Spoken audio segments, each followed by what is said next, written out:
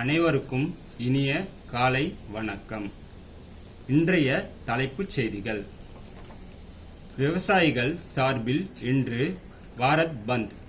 தமிழகத்தில் 1,00,000 போலீசார் பாதுகாப்பு. அமைதியை நிலைநாட்ட மாநிலங்களுக்கு மத்திய அரசு அறிவுறுத்தல்.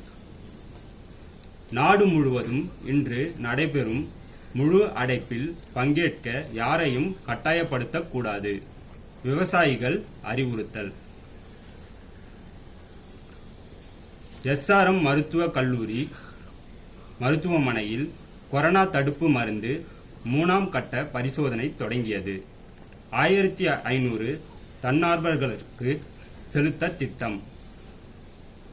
நாடாளுமன்ற கட்டிட அடிக்கல் நாட்டு விழாவுக்கு சுப்ரீம் கோர்ட் அனுமதி. கட்டுமானத்திற்கு தடை. வணக்கம்.